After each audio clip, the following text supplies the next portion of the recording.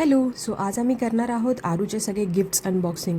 तिला बरेच गिफ्ट्स आले तिच्या नेमिंग सेरेमनीमध्ये आणि त्यानंतर आम्ही बिझीच होतो, त्यामुळे वेळच नाही मिळाला. फायनली एक दिवस काढून आम्ही हे गिफ्ट सगळे घेतले आणि एक एक अनबॉक्स करायला लागलो. त्यात एवढे छान छान गिफ्ट्स होते. मोस्टली आरूला खूप छान छान टॉईज होते. हे टॉईज एवढे कॉमेडी होते की तिला खूप आवडले. आरू हाय. हॅलो. सो सगळे गिफ्ट्स आम्हाला ओपन नाही करता आले कारण इव्हनिंगला आम्हाला जायचं होतं बाहेर. सो इथे आम्ही जातोय पहिले पाणीपुरी खायला. दद्दूला पाणीपुरी खायची आणि त्यानंतर अनुला पिझ्झा आणि फ्रेंच फ्राईज वगैरे. सो इथे आम्ही पहिले पाणीपुरी खायला आलोय. दद्दूला पाणीपुरी खूप जास्त आवडते, सो ते एन्जॉय करत होते. तिथून आम्ही निघालो. आमच्या इथे एक नवीन कॅफे निघाले, सो त्या कॅफेला, हे कॅफे शार्क टँकला आलं होतं, सो आम्हाला ट्राय करायचं होतं. त्यामुळे आम्ही गेलो. गेल्यावर इथे अशी भुलभुल्यासारखी स्टेअर होती, ते चढून आम्ही कसं बसं वरती गेलो. दद्दूला इथे थोडी भीती वाटत होती.